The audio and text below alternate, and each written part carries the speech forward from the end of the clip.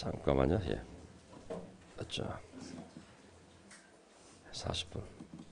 자, 오늘 우리 팀들이 학교 수업도 있고 참 바쁠 텐데도 불구하고 그 영어로도 가사를 외우고 정말 완전히 편곡을 했는데 결코 쉬운 편곡이 아닌데도 불구하고 정말 최선을 다해 이 부활절 기념 행사를 준비한 것에 대해서 우리 아이들을 위해서 뭐 뜨거운 박수 한번 보내주시죠. 예.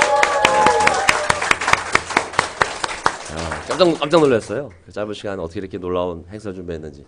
또 우리 송리더들, 우리 엄마 아빠, 또 아내이자 남편으로서 다들 이 생기가 쉽지 않을 텐데 언제도 시간을 내서 이렇게 연습을 했는지 정말 오늘 그 합창하는 가사 내용이 오늘 설교가 다 들어가 있지 않나 싶었습니다. 그 어려운 가운데서도 최선을 다하여 정말 영과 혼으로 온 힘으로 찬양한 우리 송리더 여러분들께 정말 감사의 박수를 보내고 싶습니다. 아멘. 아이고. 네. 오늘 부활절을 맞이해서 저는 부활절의 의미보다는 부활이라는 단어가 뭘 의미하는지를 함께 말씀을 통해 나누고 싶습니다. 예. 자, 지금 화면이 안 뜨고 있어요. 예. 무슨 짓을 한 거야? 자, 이게 어떻게 됐을까? 자, 예. 뜨질 않네요. 그래서 보자. 노트북이 안 되네.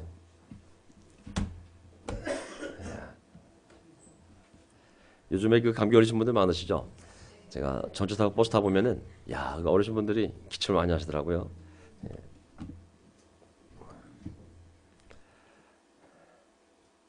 자, 네. 자, 4월 7일, 4월 20일.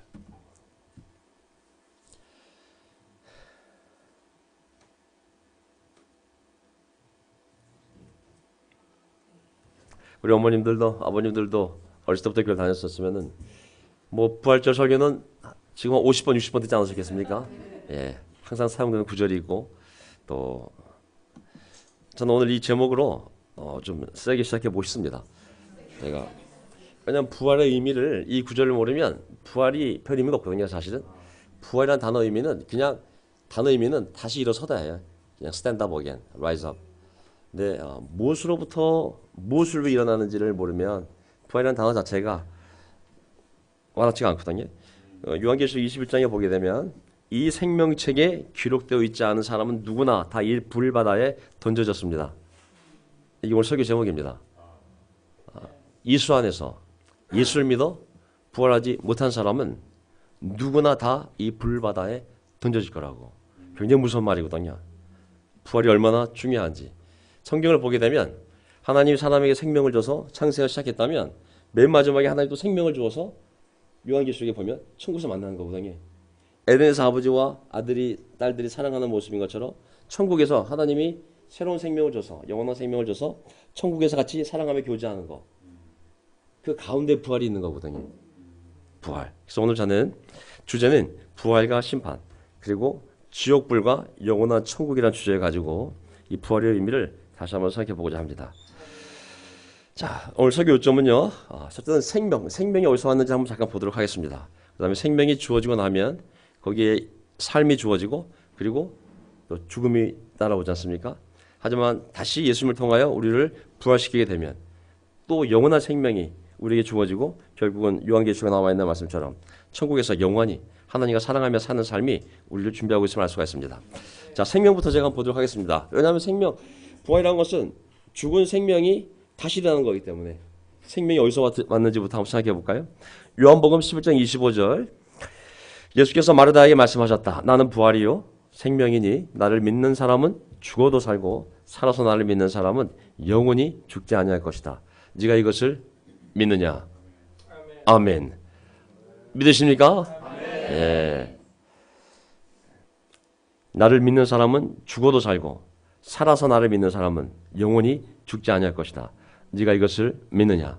성경이 결국은 이 생명과 하나님이 준 생명을 가지고 사는 것과 그 다음에 죄로 인해서 죽음이 오는 것과 다시 하나님의 은혜로 다시 살아나는 것 이걸 얘기하고 있는 거거든요. 살다라는 뜻은 하나님이 준 생명을 가지고 있으면 살다. 하나님이 준 생명을 하나님으로 가져가면 죽다. 그게 성경에서 얘기하는 거거든요. 창세기 2장 7절을 보게 되면 이렇게 시작을 합니다. 주 하나님이 땅의 흙으로 땅의 티끌로 사람을 지으시고 그의 코에 생명의 기운 호흡을 불어넣으시니 땅의 흙으로 하나님의 형상대로 만들어서 코에다가 하나님이 불어넣었더니 사람이 생명체가 되었다. 결국은 사람이라는 것은 흙덩이거든요. 어떻게 보면은 그냥 땅의 티끌이라고. 근데 거기 하나님이 호흡을 불어넣었을 때 그 생기가 들어갔을 때 그 사람이 생명체가 되었다는 거거든요. 산 사람이 되는 겁니다.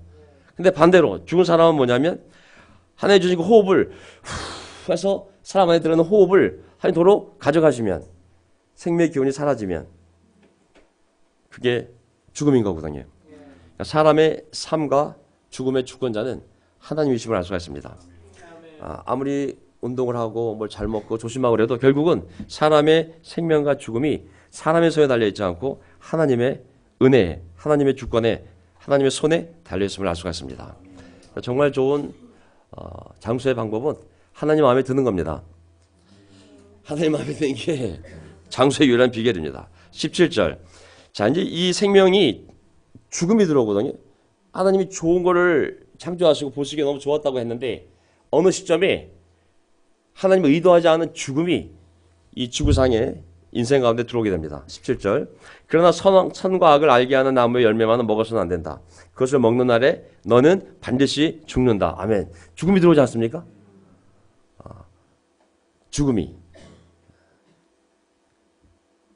죽음은 사람이 죄를 지었을 때 하나님이 준 호흡을 도로 가져가는 것. 그게 바로 죽음인 거거든요. 뭐 병으로 죽고 뭐 여러 가지 있겠지만은 근본적으로 보면 하나님이 준 생명을 호흡을 도로 가져가면 그게 죽음이 되는 거거든요. 그래서 인간 사회에 죽음이 들어오기 시작합니다. 죽음이 뭐냐면 이겁니다. 창세기 3장 19절. 너는 흙에서 나왔으니 흙으로 돌아갈 것이다. 아멘. 결국 흙으로 돌아가는 거거든요. 죽음은. 너 흙에서 왔으니 흙으로 돌아갈 것이다. 죽음은 흙으로 돌아가는 것입니다. 생명의 근원은 하나님이요. 생명의 목적은 하나님께 순종하며 하나님과 교제하는 것입니다.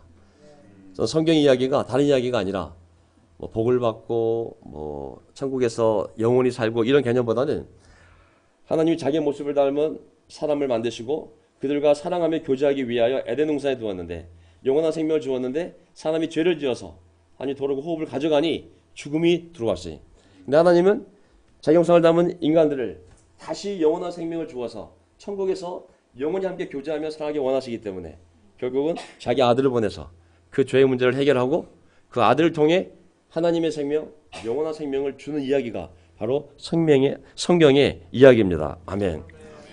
자, 창세기 5장에 가게 되면 죽음의 예가 나와요. 죽음. 인간의 역사를 보게 되면 딱 이겁니다. 아담은 셋을 낳은 뒤에 800년을 살면서 아들, 딸을 낳았다. 살고 낳고 죽는 이야기거든요. 인생은. 5절. 아담은 모두 930년을 살고 죽었다. 32절까지 계속 그 인간의 조상들이 살고 낳고 죽었다. 살고 낳고 죽었다. 결국 이 이야기가 성경의 이야기거든요. 근데 예수님이 오셔서 살고 낳고 죽었는데 이들을 다시 부활시켜서 천국에서 영원히 살게 하는 것. 이게 바로 우리가 얘기하는 부활입니다. 자, 요한계시록 18장 8절을 보게 되면 그러므로 그 도시에 재난과 죽음과 슬픔과 굶주림이 하루 사이에 닥칠 것이요 그 도시는 불에 타 버릴 것입니다. 그 도시를 심판하신 주 하나님은 강한 분이시기 때문입니다. 하나님이 죄를 심판할 때 사용하는 게 죽음입니다. 죽음, 슬픔, 굶주림. 이 고통은 하나님 보시기에 참 좋은 것들이 아닙니다. 하나님이 뭐 어떻게 이 죽음과 슬픔과 굶주림이 좋아 보이시겠어요? 사랑하는 자들이 죽고 사랑하는 자들이 고통을 당하고 굶고 병에 걸리고 슬퍼하는데 왜 하나님 보시기에 이게 좋아 보이겠습니까?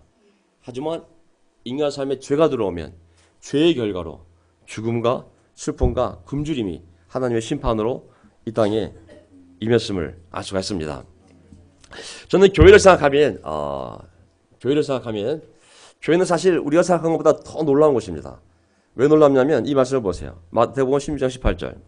나도 너에게 말한다 베드로 너는 베드로다. 나는 이 반석 위에다가 내 교회를 세우겠다. 죽음의 문들이 그것을 이기지 못할 것이다. 아멘. 죽음이 못 이길 사람이 없거든요, 사실. 죽음을 이길 사람이 아무도 없거든요. 죽음이 못 이길 사람도 없고 죽음을 이길 사람이 없는데 오직 예수님의 몸인 이 교회는 죽음의 문들이 그것을 이기지 못한다고 그랬어요. 굉장히 강력한 곳이거든요. 이 예수님의 몸인 교회는 이 사람의 영혼을 살리는 복음을 선포하는 성령이 있는 이곳은 우리가 사는 것보다 더 놀라운 관계임을 알 수가 있습니다. 죽음의 문들이 내 교회를, 내가 세운 교회를 이기지 못할 거라고. 교회에는 죽을 자들이 있는 것이 아니라 영원한 생명을 받는 자들이 모여 있는 것이 아니겠습니까?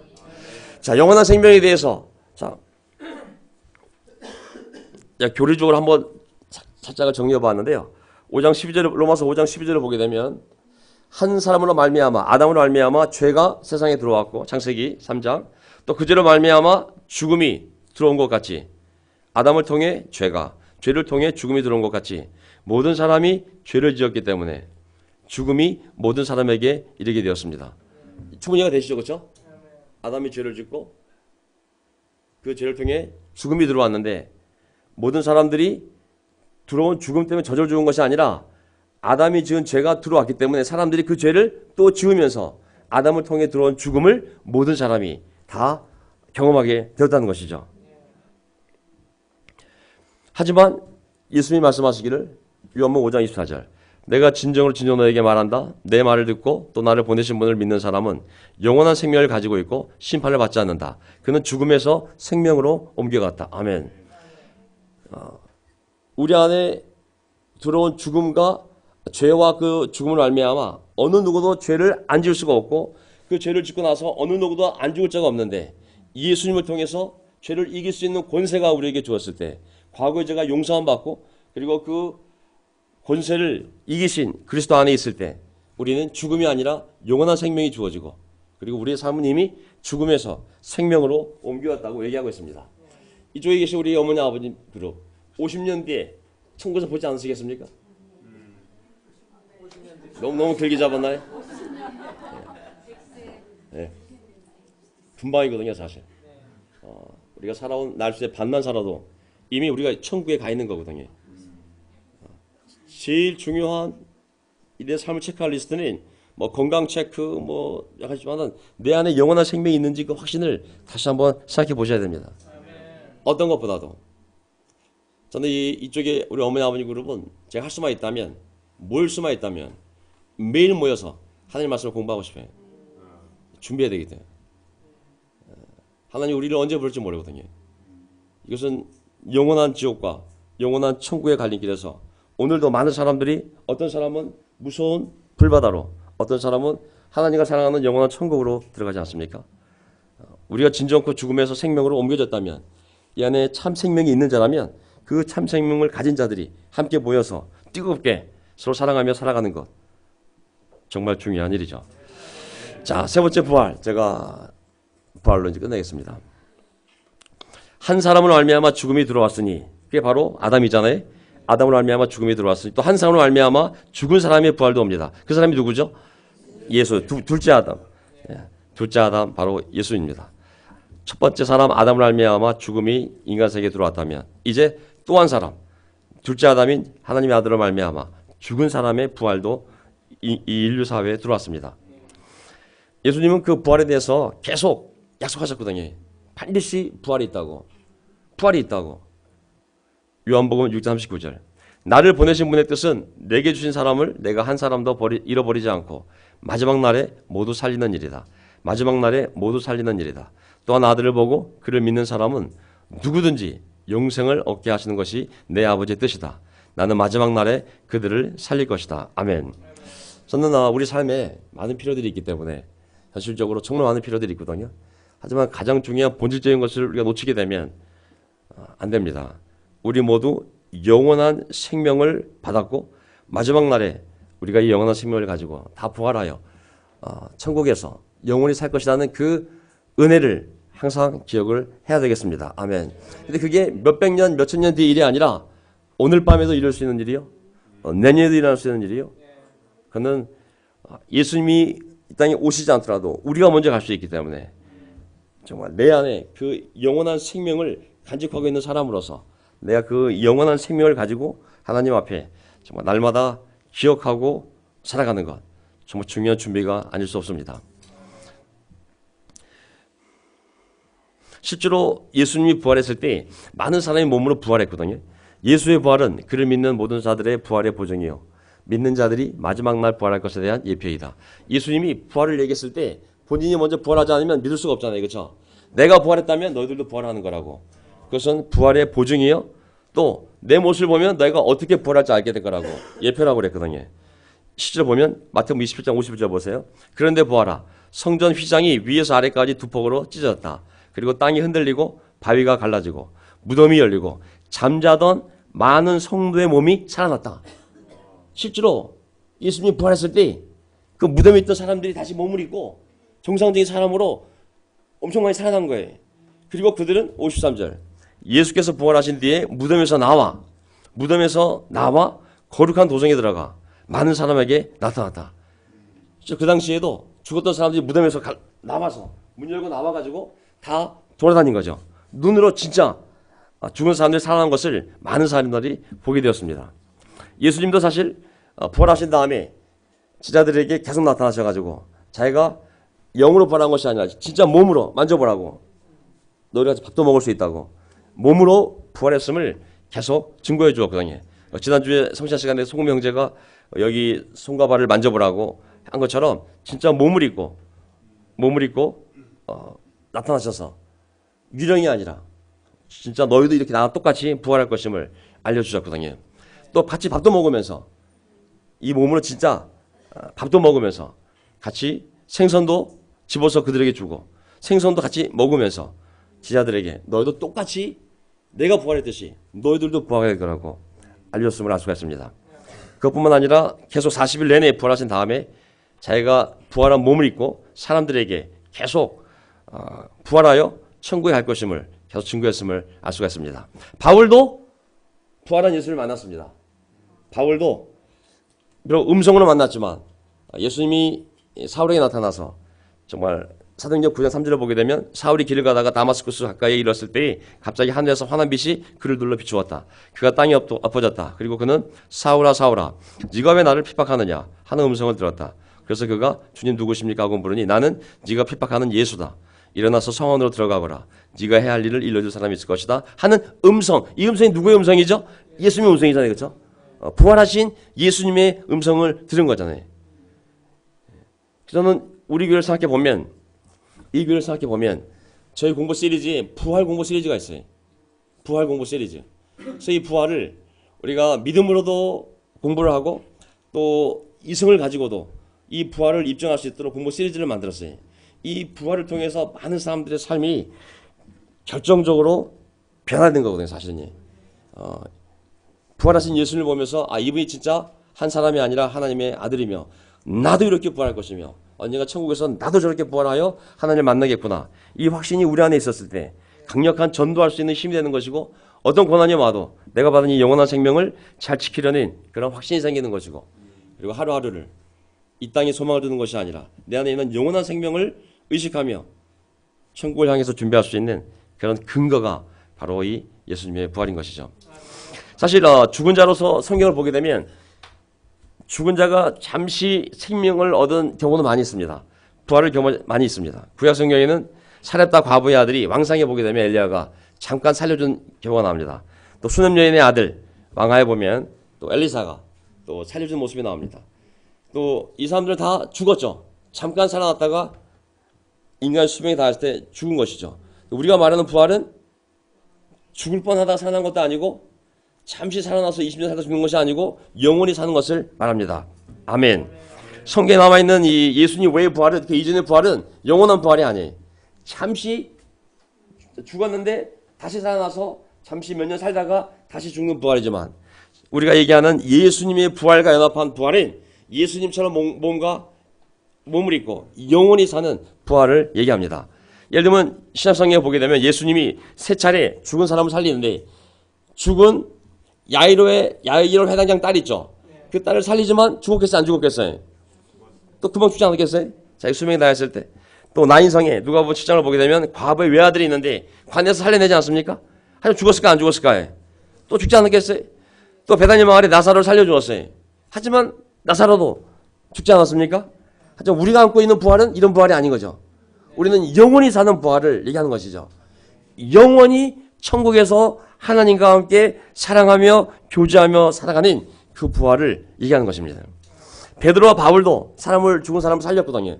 사도행전을 보게 되면 베드로도 한번, 사도 바울도 한번 죽은 사람을 다시 소생시킨 경우가 있습니다. 요바에 사는 아주 믿음이 좋은 여인 도르가 있어요. 도르가를 사람들이 너무 불쌍하게 여기니까 사도 바울이 베드로가 가서 이 도르가를 살려줍니다. 또 설교를 듣던 유두고가 옥상 다락에서 떨어져 죽지 않습니까? 다시 내려가서 이 유두고를 사도 바울이 살려줍니다. 하지만 이들은 다 죽었겠어요? 안 죽었겠어요? 또 죽지 않았겠어요?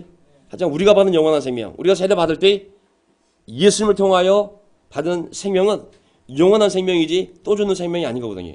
우리는 이미 영원한 생명이 있기 때문에 언제 육적인 죽음이 와도 하나님 우리에게 새로운 몸을 주시고 영원한 생명이 이 몸과 함께 영원의 천국에서 사는 줄 믿는 것이죠. 아멘. 자, 저는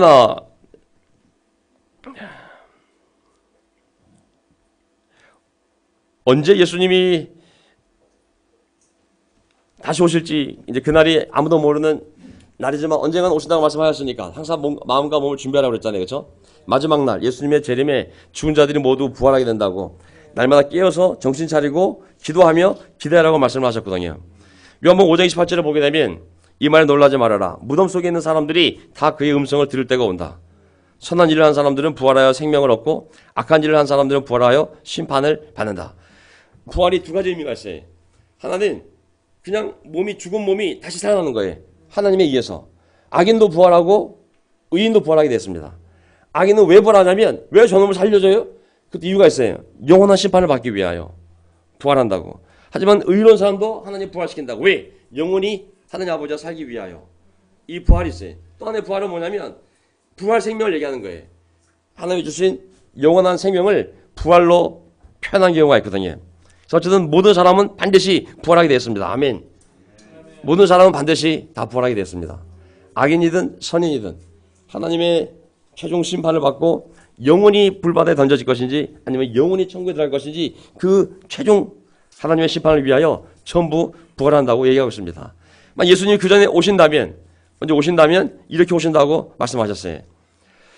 데살로니가전서 4장 16절 주님께서 호령과 천사의 소리와 하나님의 나팔 소리와 함께 친히 하늘로부터 내려오실 것이니 그리스도 안에서 죽은 사람들이 먼저 일어나고. 이미 이 땅에서 먼저 죽은 자들이 하나님의 음성을 듣고 땅속에서 다시 일어나는 이 부활과 그 다음에 살아있는 자들이 예수님이 오신다면 그때는 바로 하늘로 올라가는 부활이 있는 것이죠. 4장 17절 그 다음에 살아남아있는 우리가 그들과 함께 구름 속으로 이끌려 올라가 공중에서 주님을 영접할 것입니다. 이래 우리가 항상 주님과 함께 있을 것입니다. 아멘. 그래서 이 축복의 개념을 이 천국의 개념을 정말 아름다운 바닷가에 정말 뷔페를 날마다 차려놓고 정말 거기 가면 슬픔도 눈물도 고통도 없는 날마다 내가 하고 싶은 걸 다 할 수 있는 그런 물질적인 육체적으로 생각하면 그건 오산입니다. 천국은 그냥 주님과 함께 있는 것을 얘기하는 겁니다. 생각해 보세요. 하나님을 사랑한 사람이면 이 말이 와닿겠죠. 내가 사랑하는 사람과 내가 영원히 있구나. 근데 하나님을 사랑하는 마음이 없으면 이게 얼마나 끔찍하겠어요. 주님과 함께 영원히 있어. 네.